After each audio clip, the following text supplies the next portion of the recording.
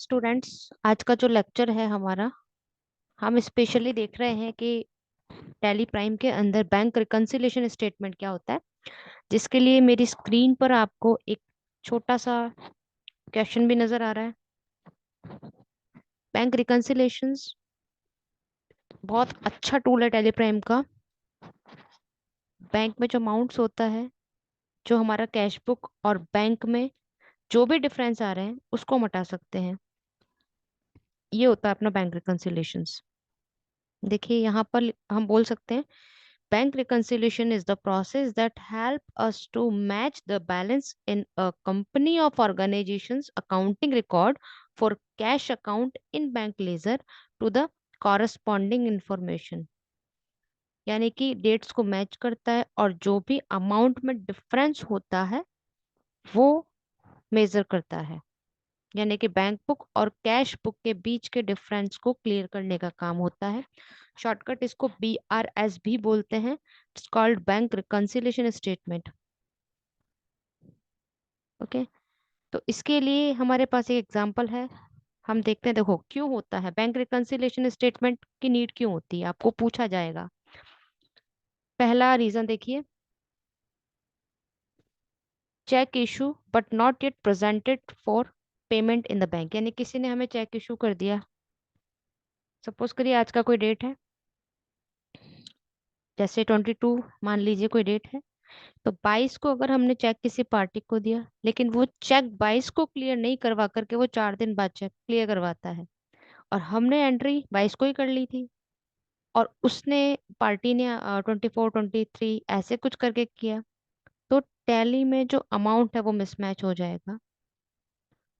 यानी कि बैंक में तो 4 दिन बाद लिस्टेड होगा, और हमने टैली में उसको सेम डे एंट्री कर दिया, ये भी इसका रीजन हो सकता है। क्लियर?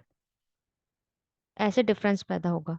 दूसरा रीजन हम देख सकते हैं, देखिए, cheque paid into the bank for collection but dishonoured.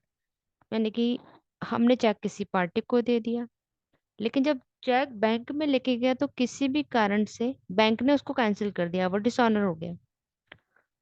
तो हमने जब चेक उसको दिया तो टेली प्राइम में हमारी एंट्री हो चुकी, ठीक है, और चेक क्लियर नहीं हुआ, तो क्या होगा कि बैंक बैलेंस उसका तो उतना ही रहेगा, लेकिन टेली प्राइम में हम कैश का बैलेंस कम कर देंगे क्योंकि हमने बैलेंस अपने अपना चेक दे दिया था। तीसरा, interest allowed by the bank. कभी कभी क्या होता है कि बैंक में सेविंग अकाउंट पर आपको इंटरेस्ट पे करता है, चाहे वो छोटा सा इंटरेस्ट हो, ठीक है। तो आप लोग क्या करते हैं, उसको ध्यान नहीं देते हैं। मान लीजिए जैसे 50 रुपीज का भी अगर आपको किसी सेविंग अकाउंट में इंटरेस्ट मिलता है, ठीक है, तो कैश बुक और आपकी बैंक बुक में वो डिफरेंस पैदा कर देता है। अगला देखिए, fourth number, direct payment through bank. कभी कभी क्या होता है कि हम बैंक को हम इंस्ट्रक्शन देते हैं कि आप एक काम करिए, फर्स्ट डेट को, हर मंथ की फर्स्ट डेट को,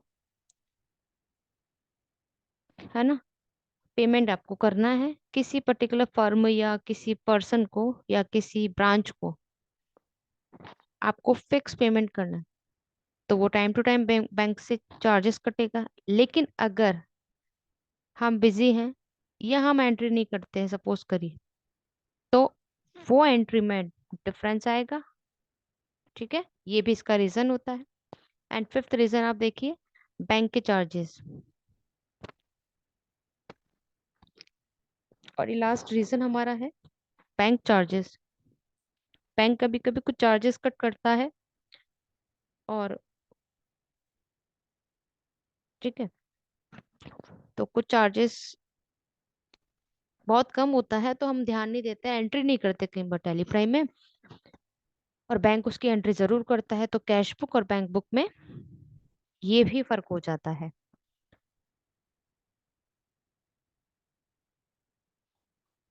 अब हम देखेंगे टेली प्राइम में इनका स्टेटमेंट्स का यूज कैसे होगा। देखिए, स्टेटमेंट्स हमारे पास है, बहुत सारे स्टेटमेंट्स हैं, तो आप कुछ स्टेटमेंट्स की एंट्री कर सकते हैं। तो हम एक स्टेटमेंट बनाते हुए चलते हैं। अपने टेली प्राइम पे आ गए हम लोग। और यहाँ हम एक कंपनी क्रिएट करते हैं, BRS, बैंक रिकंसिलिएशन स्टेटमेंट के नाम से बनाया हमने।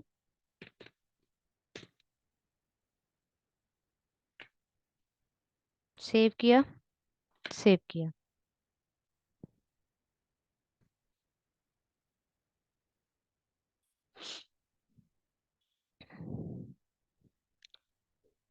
और अब आपको एक लेजर बनानी है इसमें, HDFC बैंक, ग्रुप इसका अपना बैंक अकाउंट। ठीक है। और जो भी आपका अकाउंट होल्डर्स नेम है ये आप मेंशन करते हैं, जैसे टाटा कंपनी हम डालते हैं। गलत डल गया यहाँ, अकाउंट नेम,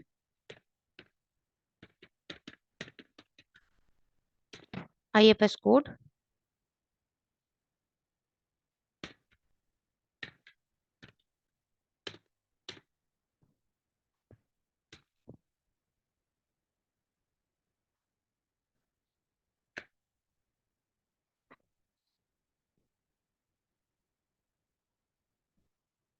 अब देखिए, कुछ एंट्रीज हम करते हैं और रिकंसिलिएशन समझते हैं। तो वाउचर्स पे हम आ गए। बैंक से रिलेटेड हमें कुछ 5 एंट्री करेंगे और फिर उसको मैच करेंगे। हम पेमेंट पर हैं, कॉन्ट्रा वाउचर, जैसे मान लीजिए हम पेमेंट करते हैं। ये आपको पता होना चाहिए कि कोई भी स्टेटमेंट होती है बैंक से रिलेटेड वो कॉन्ट्रा में, पर अभी फिलहाल हम पेमेंट कर रहे हैं। आपको ये भी ध्यान रखना है कि एजुकेशन मोड 31 या 1 या 2 यही डेट लेगा, इससे आगे कोई डेट यहाँ नहीं मेंशन होगी।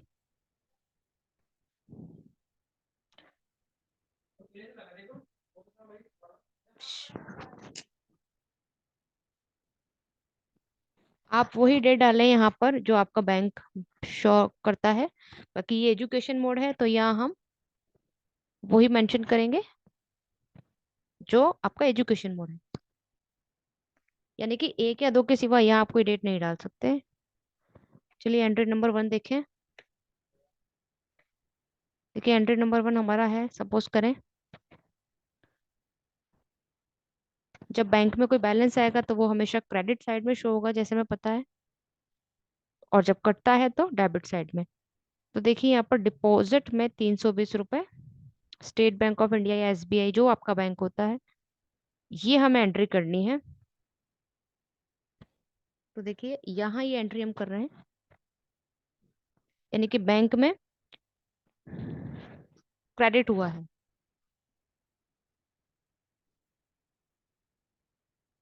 तो अपना वाउचर हमें बैंक की एंट्री के लिए हमेशा आपको बताया हुआ है मैंने कि कॉन्ट्रा वाउचर आप जाएंगे, यहाँ आप अकाउंट लेंगे, तो आपका,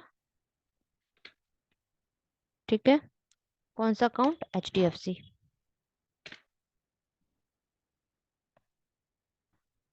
और यहाँ पर आपको कैश लेना है जिसका लेजर ऑलरेडी बना होता है। कितना, 320।